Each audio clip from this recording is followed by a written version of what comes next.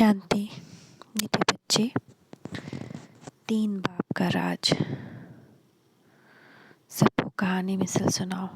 जब तक बेहद के बाप को पहचान कर पावन नहीं बने तब तक वर्षा मिल नहीं सकता।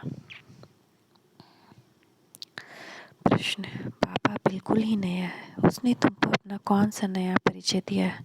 उत्तर: पापा को मनुष्यों ने 1000 सूर्यों से तेजों में कहा है, लेकिन पापा कहता है मैं तो बिंदी हूँ। तो नया पापा हुआ ना। अगर बिंदी का साक्षात्कार होता तो कोई मानता ही नहीं। इसीलिए जैसी चीज़ की भावना होती है उन्हें वैसा ही साक्षात्कार हो जाता है। आज का गीत है ओम नमः शिवाय। ओम शांति। निराकार भगवान उवाच। सिर्फ भगवान उवाच कहने से कृष्ण का नाम याद आ जाता है, क्योंकि आजकल भगवान सब हो पड़ते हैं, इसलिए निराकार शिव भगवान उवाच कहते हैं। गॉड फादर कहा जाता है। निराकार भगवान उवाच किसके प्रति?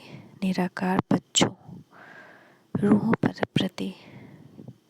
रूहानी भगवान उवाच वैश्वरवाच यह अक्षर सोचता नहीं है। निराकार भगवान उवाच सोचता है। अब खड़ी खड़ी तो नहीं कहेंगे, यह है बहुत गुप्त, इनका चित्र निकल न सके।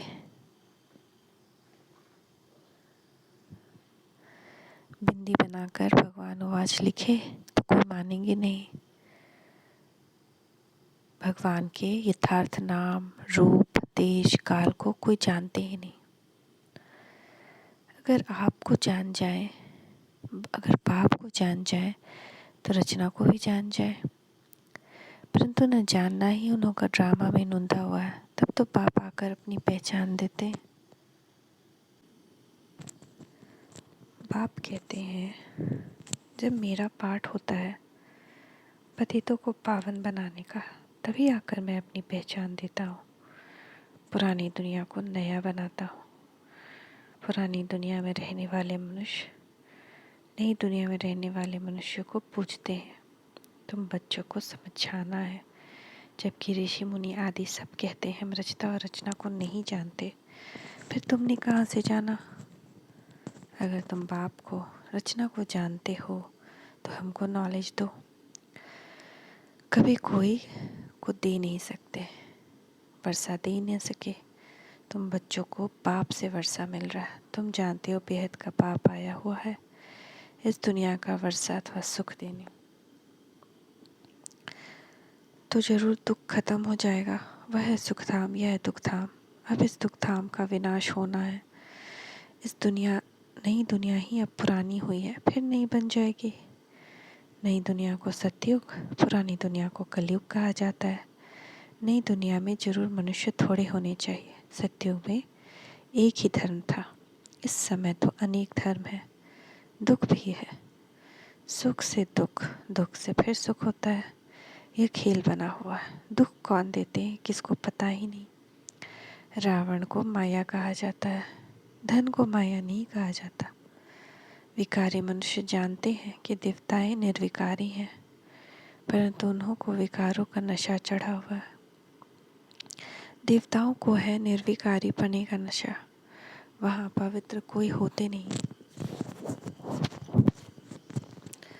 संगम पर ही तुम बच्चों को पवित्रता का राज समझाया जाता है। तुमको फिर औरों को समझाना है। बाप तो सारी दुनिया को बैठ समझाएगा नहीं, बच्चों को ही समझाना है। परंतु समझाने की बड़ी युक्ति चाहिए। सबको बताओ, भारत जो स्वर्ग नई दुनिया थी अब वह पुरानी हो गई है। रचयिता तो बाप ही है। वह खुद कहते हैं मैं ब्रह्मा द्वारा नई दुनिया की स्थापना करता हूँ, बच्चों को अडॉप्ट करता हूँ। ब्रह्मा का नाम ही प्रजापिता है, तो जरूर इतने बच्चों को अडॉप्ट ही करेंगे। जैसे सन्यासी फॉलोअर्स को अडॉप्ट करते हैं, पुरुष स्त्री को अडॉप्ट करते हैं कि तुम मेरी हो, या भी तुम कहते हो शिव बाबा मैं आपका हूँ। घर बैठे भी बहुतों को टच हो जाता है। फिर क्या कहते हैं कि भल बाबा हमने आपको देखा नहीं है क्योंकि बंधन में हो, आ नहीं सकते, परंतु मैं हूँ आपके। पवित्र तो जरूर बनना पड़े। पतित मुक्ति जीवन मुक्ति में जा नहीं सकते। पतित पुकारते हैं कि आओ आकर पावन बनाओ।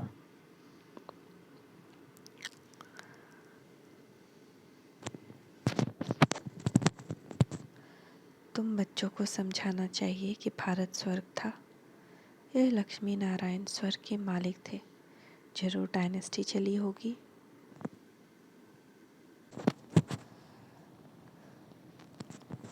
नई दुनिया में नया राज्य था, अब वह नहीं है। और अनेक धर्म है, देवी देवता धर्म है नहीं। ये पुरानी दुनिया कब तक चलेगी?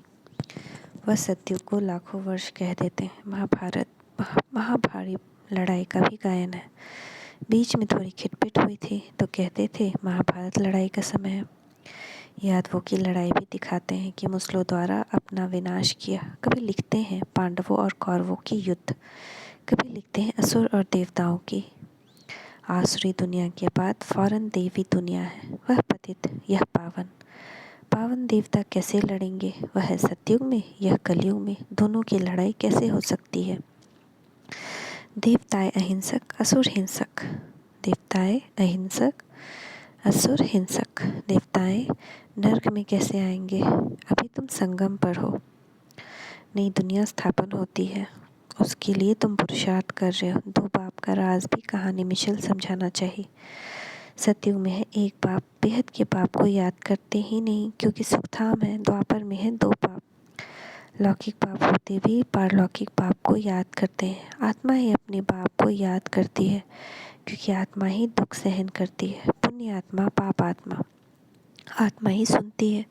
संस्कार आत्मा में है। जिनमें दैवी संस्कार नहीं है वह दैवी संस्कार वालों का गायन करते हैं। गाया भी जाता, आप ही पूज्य आप ही पुजारी। पुजारी बनते हैं तो गाते हैं मुझ निर्गुण हारे में। उनमें गुण है, हमारे में नहीं। पूज्य सो पुजारी, तुम ही पूज्य सो देवता थे, फिर तुम ही पुजारी बने हो 84 जन्म के लिए। आधा कल्प पूज्य, आधा कल्प पुजारी।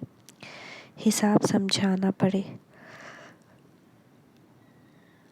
देवता, क्षत्रिय, वैश्य, शूद्र। इस समय हम ब्राह्मण हैं, बीके हैं। इस समय हमको 3 बाप हो जाते हैं। लौकिक बाप, निराकार पारलौकिक बाप, और तीसरा बाप प्रजापिता ब्रह्मा, जिस द्वारा हम ब्राह्मणों को पढ़ाते हैं।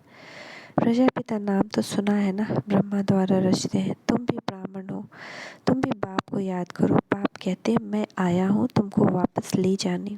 निराकार बाप आत्माओं से बात करते हैं।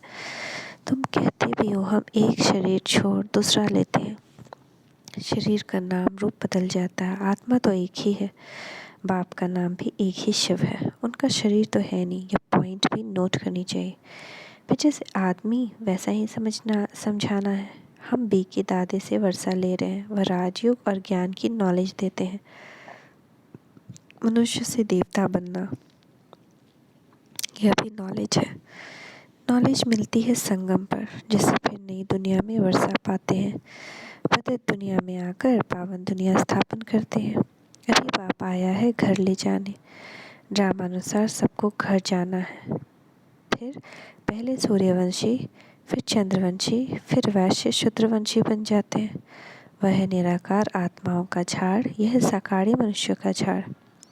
ब्राह्मण, देवता, क्षत्रिय, वैश्य, शूद्र, इसमें सारा विराट रूप आ जाता है।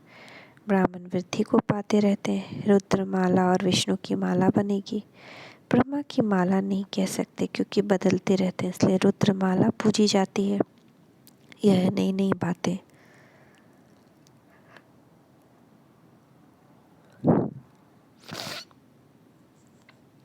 यह बातें कोई की भी बुद्धि में जड़ा भी नहीं है। कल्प की आयु लाखों वर्ष कह देते हैं, इसलिए तुम्हारी बातें सबको नई लगती हैं। नई दुनिया के लिए नई चीज़ मिलती है। बाबा भी वास्तव में नया है।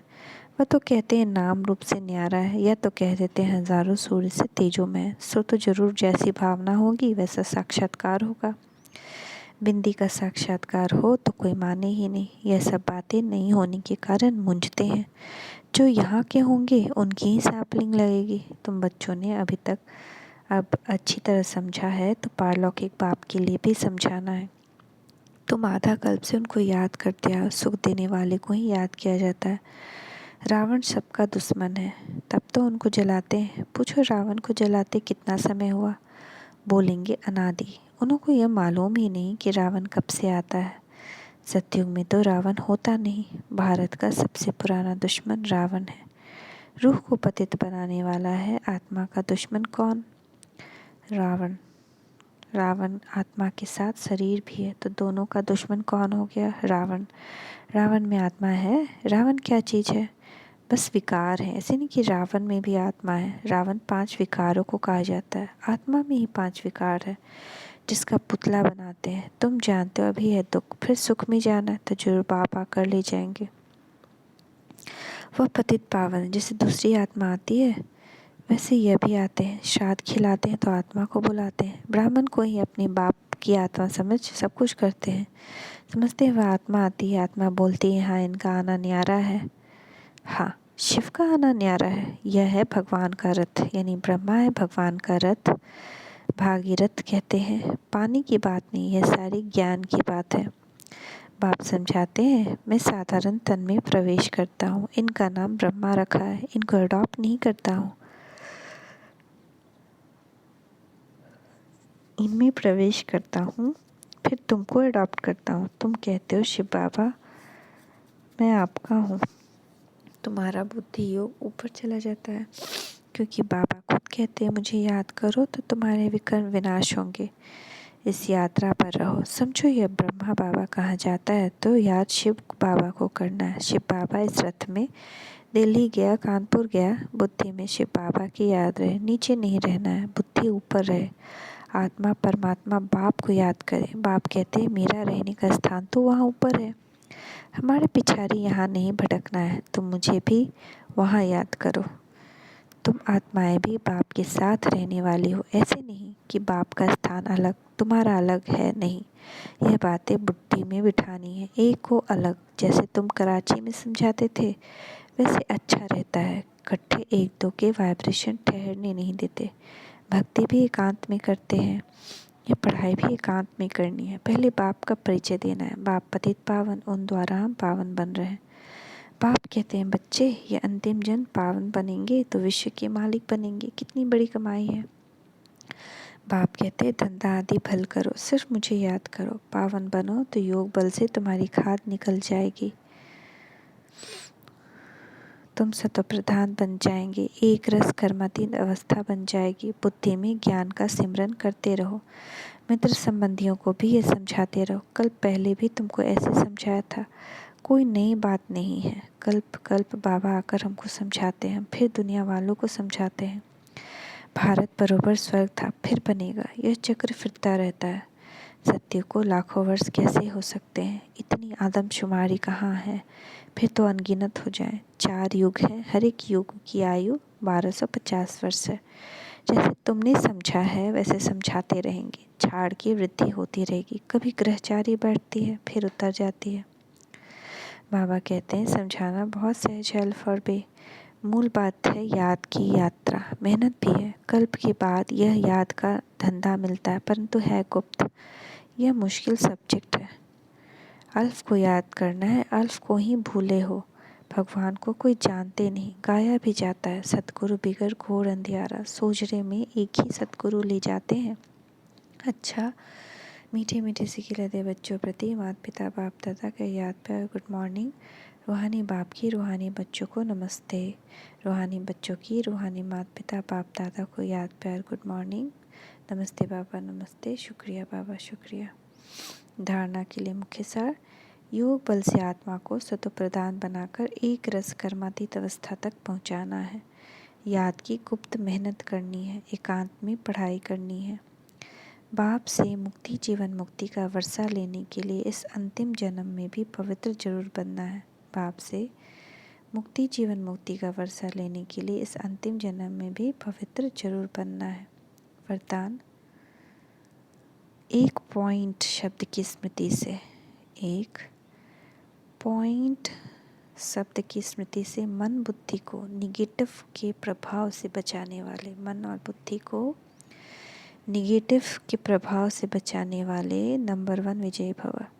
वर्तमान समय विशेष माया का प्रभाव मन में निगेटिव भाव और भावना पैदा करने व यथार्थ महसूसता को समाप्त करने का चल रहा है, इसलिए पहले ही सेफ्टी का साधन अपनाओ।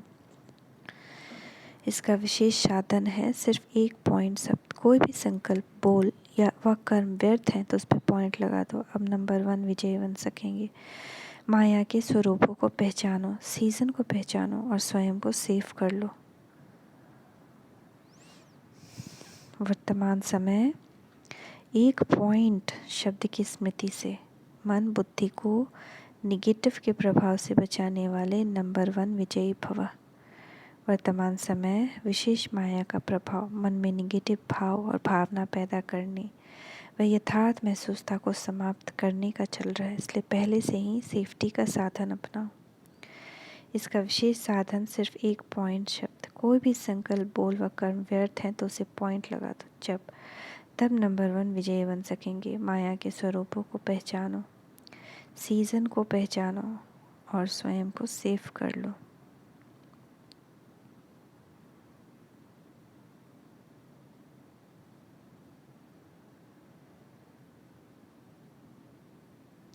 स्लोगन है, संगम पर जिन्हें सेवा का श्रेष्ठ भाग्य प्राप्त है वही पद्मापदम भाग्यवान है। संगम पर जिन्हें सेवा का श्रेष्ठ भाग्य प्राप्त है वही पद्मापदम भाग्यवान है। थैंक यू पापा। आज आपका वरदान ऐसा लगा मेरे ही लिए है। Thank you. ओम शांति, ओम शांति, ओम शांति।